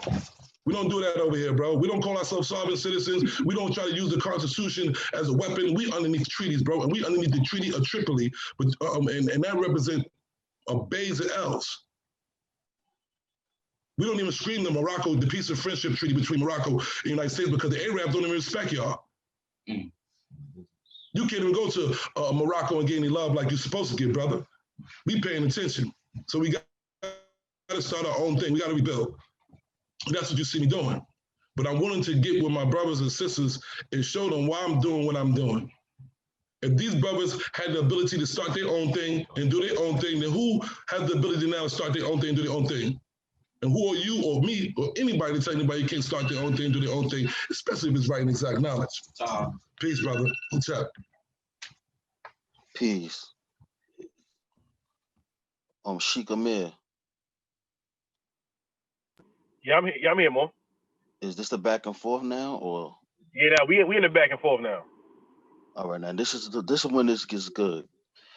Well, So let me hold on before we start. Let's just get clear because I don't want it to get out of control, whatever. You there, brother Asar? Unmute his Mo, phone. you can unmute your mic. No, I didn't mute him. What's up, Mo? So, how long we going? So this back and forth? Yeah, how long we gonna take on that? Because I got something to do in a minute, but I just need to know the time. At least how's 3 o'clock. Yeah. So how's 30 minutes? Okay, 30 minutes cool. Okay. All right, so just to be clear, so the back and forth is we get to engage each other now on what we standing on, what we claim to stand on in the first 3 rounds. Okay? So I'm gonna let the Grand Sheik lead it off. I think he has something he wanted to start it off with. All right, peace, Mo. All right, so you said that you have a ID from the United Nations. Is that correct? Yes, bro. We all do. Is United Nations is it a government organization or a non-government organization? It's a non-government organization. Let me get my paperwork. That was already our constitution because it talks about Congress in it. And it was created. And what do you know the year it was created? The United Nations. What's your point, Mo? It was created around in the 1940s. Now, in United Nations, they have other governments that's involved in the control of American citizens, meaning that within the United Nations, you have somebody that's from Europe that could be a representative of the United Nations, somebody from China. They have other different people that is yeah, you're talking about the United Nations representatives. Yes. They were trying to get Noble Jali a seat on there, right? If I'm not mistaken. No, let me get to my point. But this is a violation of the Constitution in Section 9, when it talks about no titles of nobility, that you can't have. So what? I'm not underneath the Constitution. It could be a violation. I don't care. I'm not underneath it. They can't hold me to it. So you're not under the Constitution. You're not under the Constitution, no. But wait, listen. Let me finish though. But you're not under the Constitution, but yet you utilize United States code. You utilize United States codes. Because that's a contract. Hold up. Because that's a contract, Mo. That's what I'm talking about. You got to learn how to navigate in business, Mo. A contract. Let me tell you something. A contract with who though? Listen to me. If I want, hold up, Mo. If I want an orange and you got an apple, right? I want you got apples. I got oranges. You want. We got to trade now. So I come to you and say, Mo, give me 10 apples. I'm gonna give you 10 oranges, right? We put the contract in place. You give me the 10 oranges. I give you 10 apples. That's a contract. I understand, all right, so when this contract was laid back by our ancestors who gave the European, the Constitution. Wait a minute. Wait. We get the United States, the United States Constitution is a contract, right? Yes. It's a contract with we the people. It's a contract with who? But we the Nah, people. brother, ain't nah. It's a contract. It's no contract with we the people. It's a contract for the Albions, brother. That was a contract for them, brother. And see, that's what you're getting twisted at. See, that's where y'all got this whole thing twisted. See, what people don't really understand, that contract was set for them. We were supposed to enforce that contract and make sure that because they take an oath, and by oath they got to follow that contract, brother. So that's, you know what I mean? That's what that contract was for. So you're looking at that wrong. When we use that contract, we to enforce the contract and tell them, look, on these certain rules and laws, you got to follow this contract. But they don't apply to us because we are under the treaty, brother. We aren't under no contract. So let's touch on that then. Let's touch on that. So you're saying that you're not a party to the contract, but you are able to enforce the contract. Now you switched that up, brother. You switched that up real quick. I ain't said I wasn't a party to nothing. I said that the contract is made for us to enforce.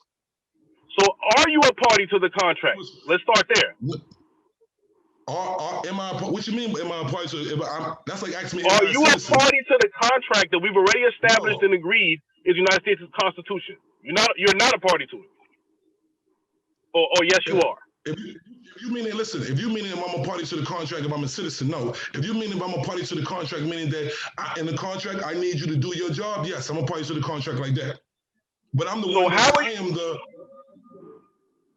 So where can I see in the Constitution that you're a party? Or how can I verify that? Where in the law can I verify that you're a party that can enforce the Constitution? I just told you, brother, which way you just like you trying to twist my words. I just told you, brother. You listen to what I'm saying to you. Let me say it to you again clearly, brother. All right? When you say party to a contract, if you're saying party to the contract, meaning that, okay, there's a business agreement or deal, yeah. And I'm enforcing the contract, yeah. But not a party to the contract as being a citizen underneath them. So how you trying to look at this party to contract? What you mean? Which way you coming at with this? Okay, let's do it this way then. I'm gonna share my screen. Okay. Let's do it this way. Okay. I mean, you need to answer, brother. No, brother. No, because you're gonna have to walk with me. Just bear with me a second, right?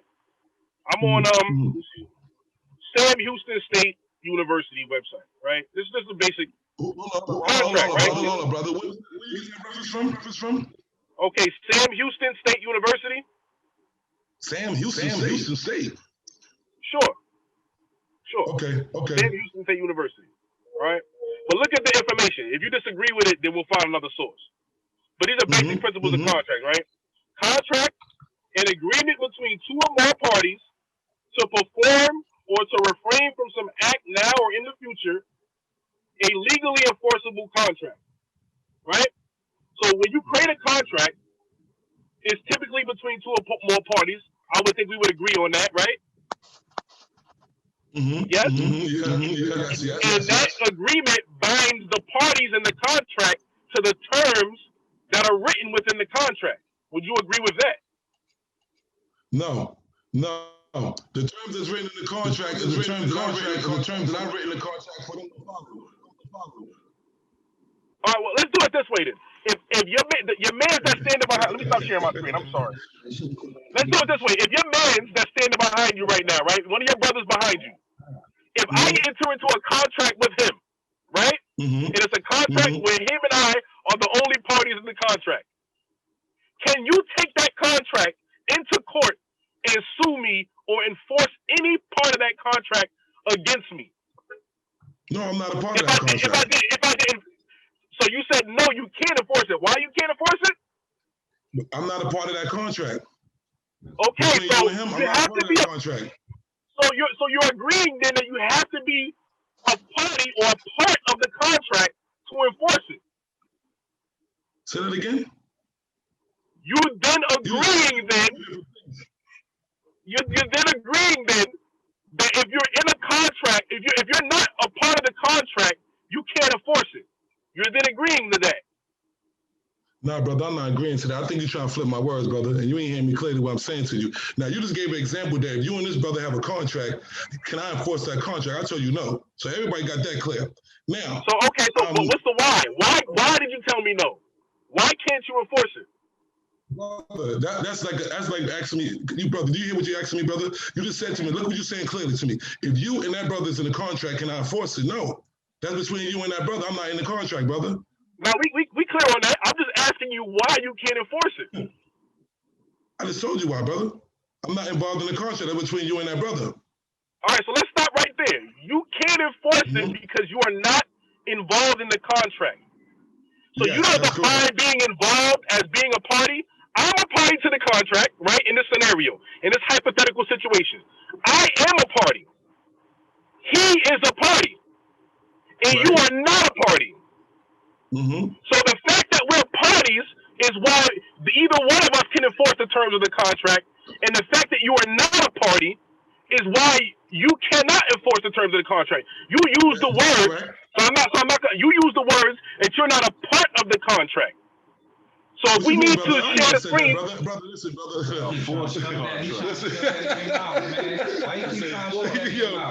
No disrespect, brother. Listen to me, brother. Look, I mean, I didn't say that, brother. Like, I didn't say that, brother. I didn't say I'm saying what I'm saying to you, brother. I don't know if you're getting what I'm saying to you, but it sounds like you're trying to switch it. What I'm saying, brother. Okay, no problem. We don't gotta switch it.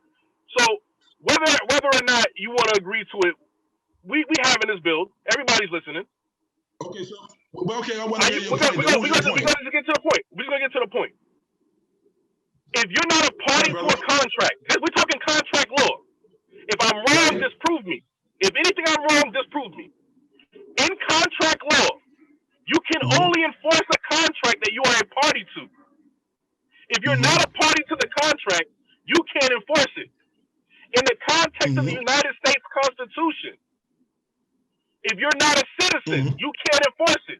If you're from Germany, you can't talk about, oh, you violating, the Constitution of the United States of America. You can't come into court and sue. Like, in the same way that Dred Scott, one of the issues in that case was that he was never made a part, and he was never made a citizen. And so when he went to sue in court, he had no grounds because he wasn't a citizen.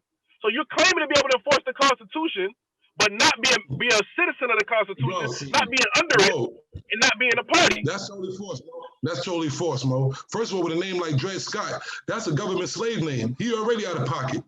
So I don't understand what you're saying to me. Because if you got a name like Dred Scott, you already a U.S. citizen. Scott is not an indigenous name. It don't belong to our people. So I don't understand what you're saying to me, Mo. Yeah, you're missing the point. You can't use Dred Scott for example. That's number one. Number two, you're missing the point. You're missing the point of me bringing up the Dred Scott. It was the issue at law. It was the issue at law that I'm talking about, which is if you're not a citizen, that you can't utilize the courts or in terms of suing related to the constitutional contract. Related to the that's a lie. Let me finish the statement. I'm already doing it. I'm whooping the court side right now. I'm already doing it, bro. That's a lie. That's a lie. I'm looking right here, bro. Hold on. You already have proof, but you didn't let me finish the statement. Let me just finish what I'm saying, and then you can go to whatever source you're going to cite. In terms of the constitutional contract, in terms of what the government's requirements is to the citizens, they don't have an obligation to non-citizens.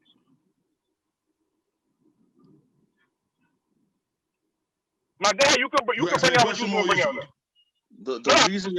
Okay. Did you hear what I said though? K-Bay, you want to say something, Mo? Yeah, the reason you're able to utilize the court because you're under the 14th Amendment, and that's why you're able to utilize the court because you're not because you're not a citizen. You can't enforce the Constitution because you're not a party to the contract, and you say you're not a party to the contract. What you're missing? The reason you're able to go. I'm gonna stop. I'm gonna let you go. If it's two parties, then I'm a part of the contract, right? That's what DeMortis said. Now let me explain something to you. Who gave them that contract? Who gave who that contract? No. Who gave who that contract? Who gave the European contract to operate on this land? If you're referring to the Treaty of Peace and Friendship, then you're talking about brother. I'm not talking about no Treaty of Peace and Friendship. See, that's all y'all know. Let me ask you something. So what contract are you talking about? Who was the president before George Washington, brother? There were 7 presidents, but under. Let me just. Exactly, Mo. And that's what you got to go back and study to understand how we can do what we do. You understand what I'm saying? They broke the contract. That contract was put in place for them. Yo, brother, what contract though? What contract are you talking about? So we know what you're talking about. No, the Constitution. For so you saying that? Okay, so listen, Mo. You saying the U.S. Constitution was given by Moors? Mo, listen what I'm saying. Don't put no words in my mouth. Listen what I'm saying. You use the Constitution as a contract to navigate in commerce. How you using it? How you using the Constitution when you're not a citizen? Brother, what you mean I'm using the Constitution? It says not to do anything. Bro, okay, listen. If it's an oath, how the Constitution mention the Moors in the oath in the Constitution then? The Constitution mentions the Moors? Yeah, you gotta, that's what I'm saying. It's a lot of confusing things you're saying. You gotta be specific. Yo, bro, that's what I'm saying. Listen, bro, it's a lot of things I don't know, and I'm gonna have to. No, show us this. No, give us the reference. Enlighten us. Give us the reference. Hold on. Exactly. What I'm gonna do the next time we have this joint, I want to be able to, because I don't know how to do that, but I want to be able to learn to share my screen. I'm gonna bring a bunch of laws. But for right now, just tell us. For right now, just tell us. We can look it up right now. You just tell us what law you're talking about, and we'll look it up. I'm gonna tell you again. This is how contracts work. I'm saying, if you don't understand what I'm saying, then you might not get it. But listen to this. That contract was given to them by our ancestors, bro. You know what I'm saying? And when they gave them that contract, they were supposed to follow the laws in that contract. So we don't go into the courtroom again and talk about we underneath no Constitution. That's the U.S. Show us this. Give us the reference. Slow down, Mo. Slow down. So I'm trying to tell you, slow down. Again, we don't go into the courtroom to talk about we U.S. citizens. we're not classified as U.S. citizens. We don't use U.S. citizen identity to claim that's who he is. We're not asking that. That's how you become. Yo, brother, we not asking. Yo, brother, it's a back and forth. We asking you for something specific. You made a claim. You said that the Moors gave the Europeans a contract. We asking you what contract? John Hanson. Bro, you want to know a name? John Hanson. John Hanson gave him that contract. No, what's the name of the contract? What's the name of the contract? Mo, let me say it to you again. The Constitution. So you saying the Moors? Okay, what reference do you have to prove that the Constitution was given to John Hanson by Moors? I ain't saying I didn't say the Constitution was given to John Hanson by Moors. I said John Hanson gave George Washington the Constitution. He was supposed to follow it. They broke the contract. All right, show us that. Show us that then. All right, show us. Y'all trying to learn, or y'all gonna tell me what y'all telling me? No, we just asking you to show. Man cannot know by being told. You just making claims, but you're not showing and proving. I ain't making no claims. I can show you this, Mo. You talking? What you trying to do? Okay, it ain't working, Mo. Show us. I'm dead.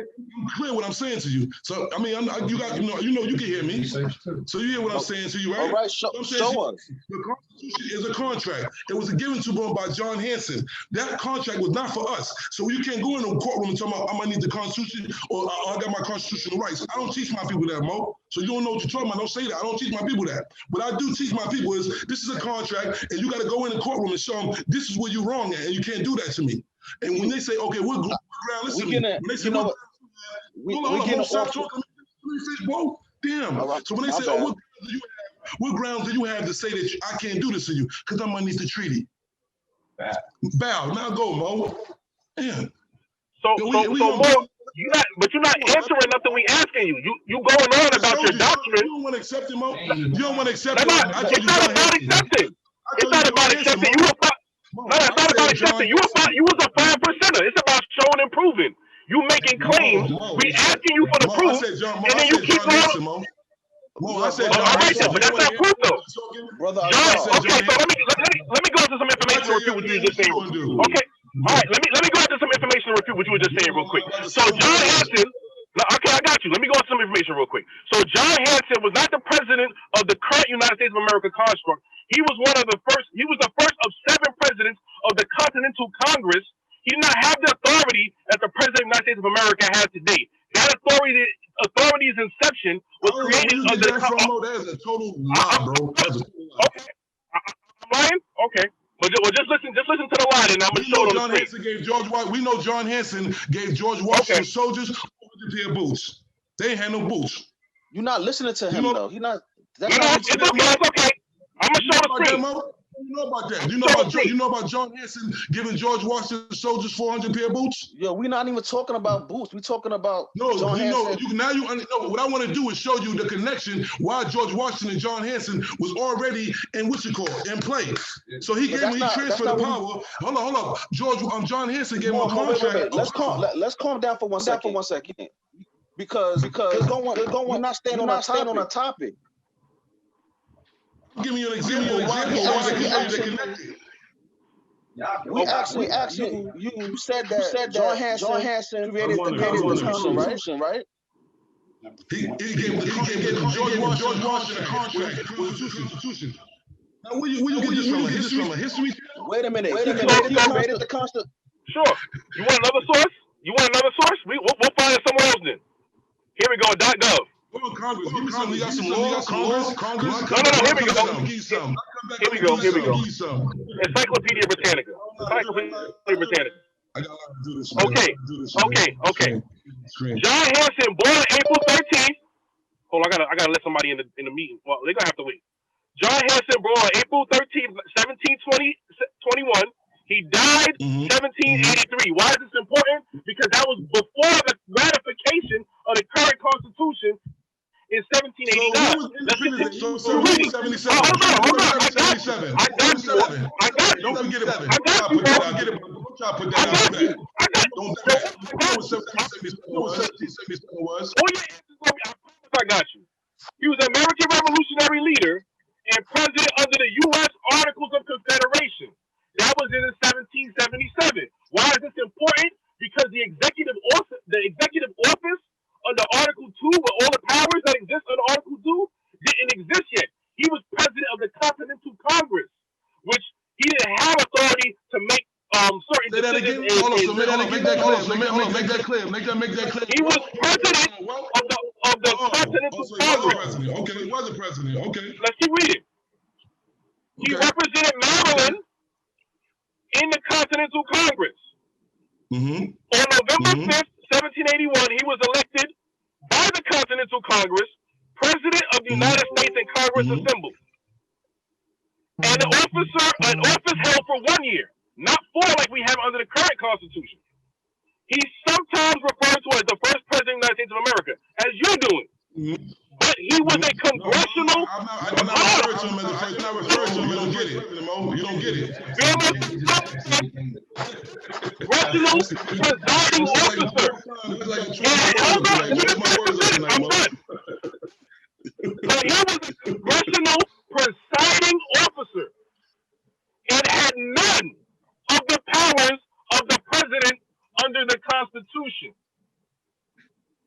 The Constitution was created in the First Continental Congress Assembly, where it was largely based off of a document known as the Federalist Papers that was written by James Madison. And because you're misrepresenting the history.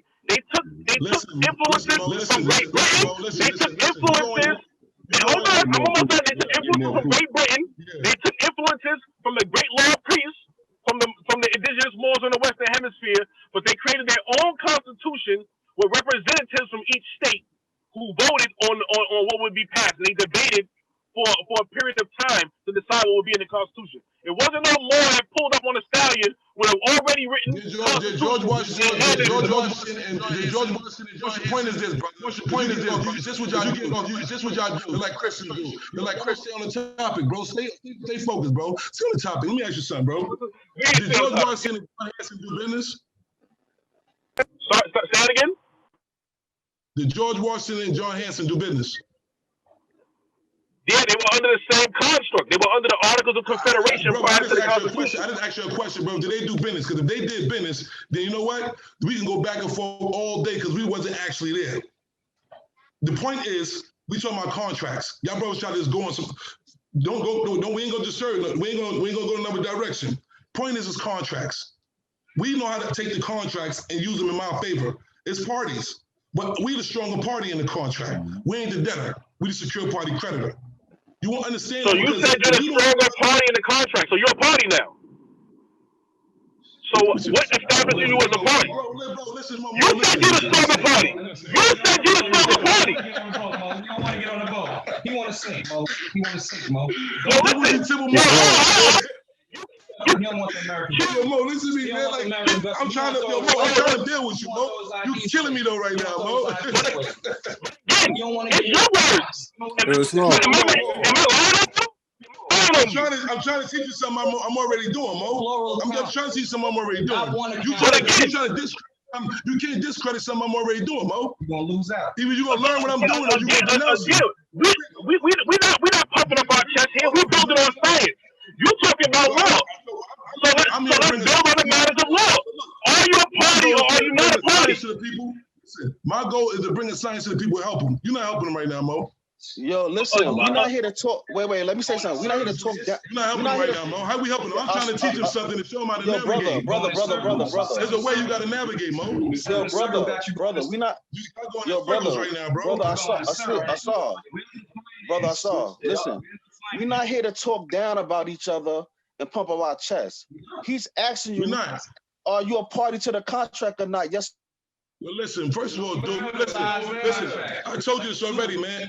Look, I don't got to pump on my chest, dude, if that's what you think I'm doing. I don't got to pump on my chest. If I want to say something, all right. Sorry for me saying that. Yo, brother. I already told you once, Mo. Watch it, Mo. Watch how you come at me, Mo. We're going to respect each other and that's it, Mo. I ain't say you pumping up your chest. It's long. It's long. Peace. Wait, Muhammad. Wait. Let me get this. Asar. Let's get built. Listen, we asking you, are you a party to the contract? And I keep explaining to you, Mo. No. I enforce the contract. How can you enforce a contract that you're not a party of?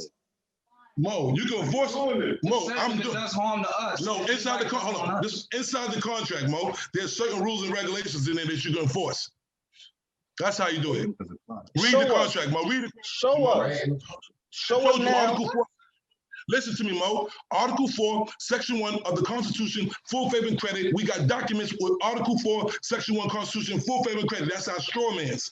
So we already got the debt instrument, the warehouse receipt that we use to discharge our debt. You don't understand that. Okay, but I'm asking you, how can you use using a contract that you're not a party to though? Bro, you listen to me. You listen. You talking about? First of all, let me explain to you. Your contract, and this how he was giving me an example between just two contracts. Let's just talk about this for a minute. Your contract, bro, is your birth certificate. Did you know that? No, listen. We talking about the Constitution.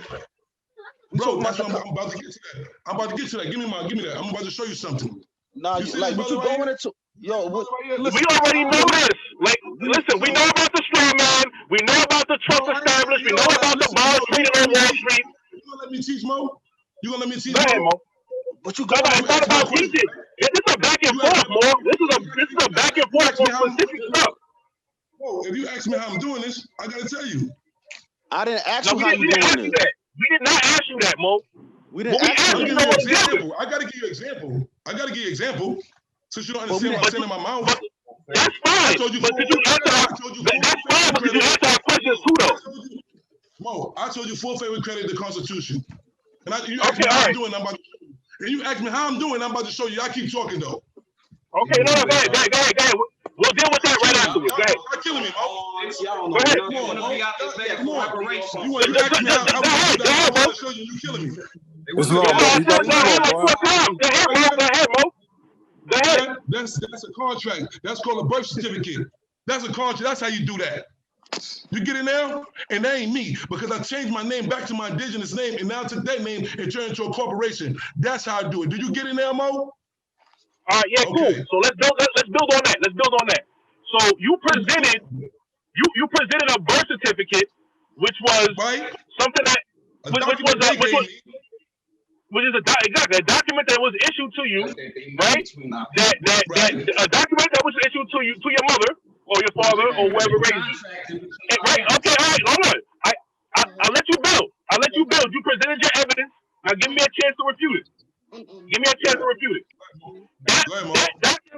That document that gives you authority that you can register your kids in school and you can go get you a. Hold on. No, I'm not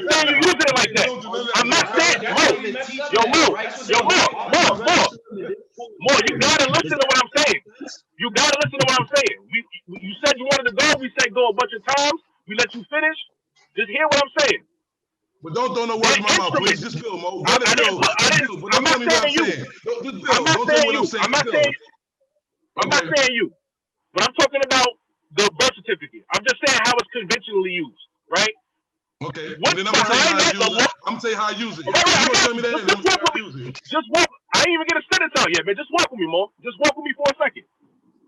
That birth certificate, the law that's behind it, is the 14th Amendment.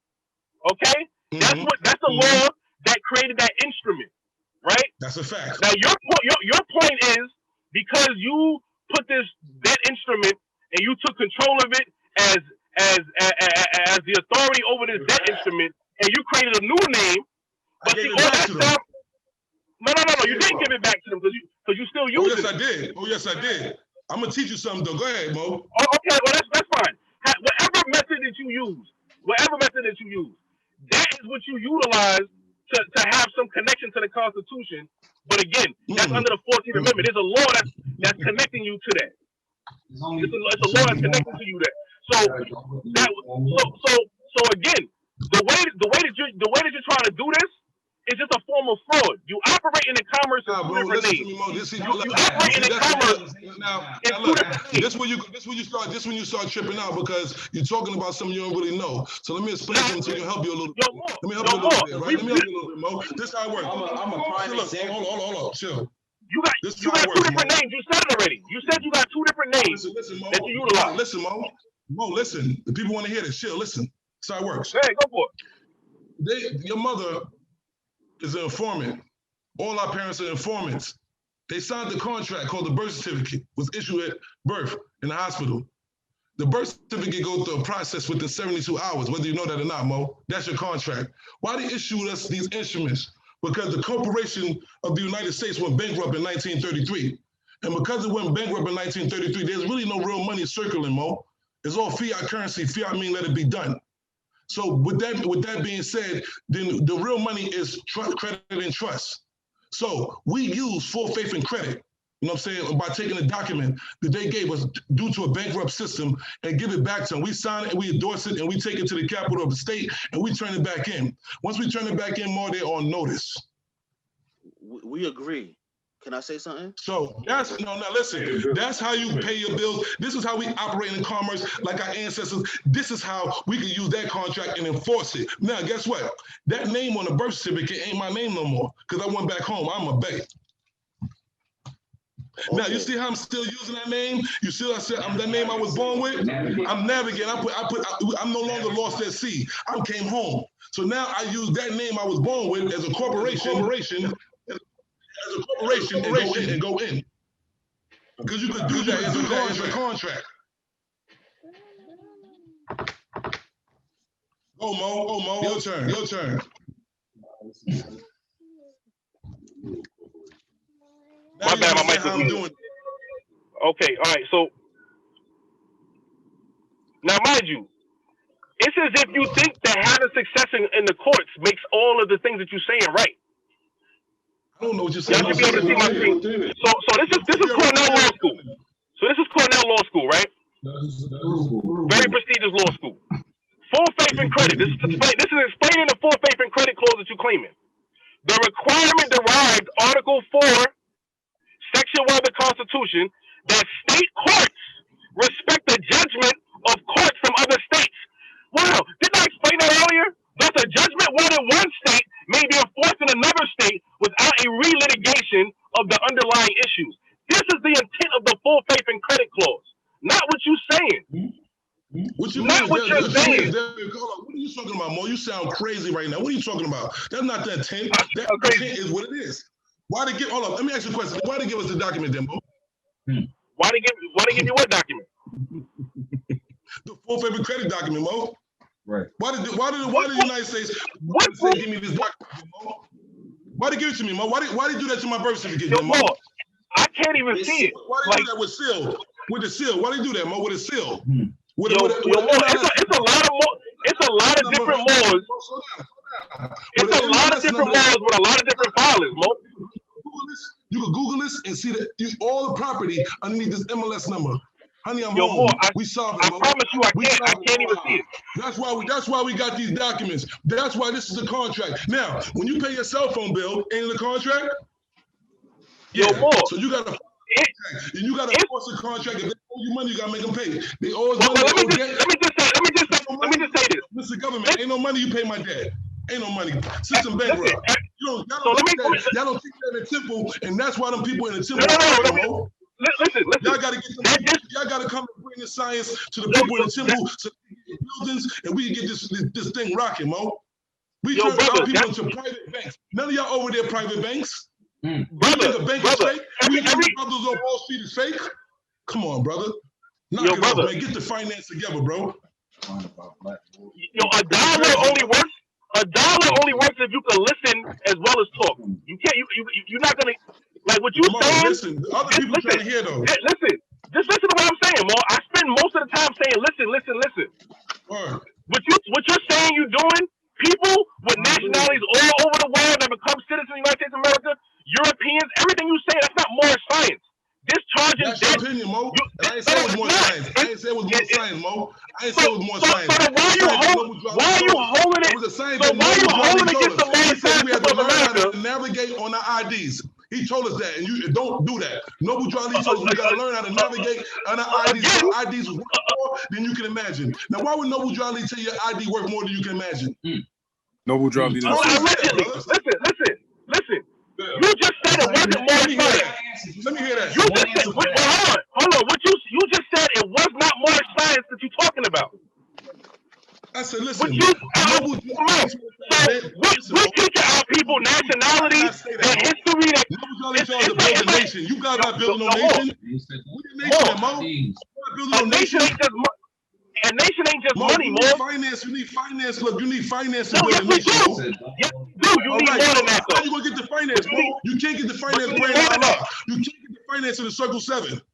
You're in a circle. You can't. You're in a circle. Let me ask you a question, Mo. You can't. You gotta teach our people business law and culture. That's the only thing that's gonna help our people. You ain't get money and pray. How does the Asian person get money and pray?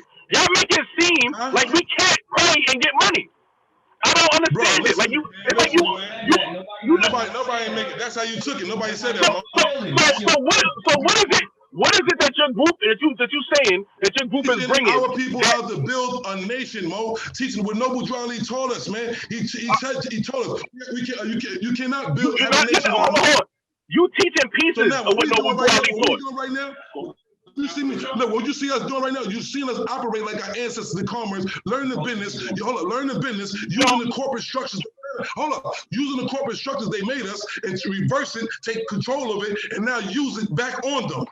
This is how you free yourself. All our people need to free themselves.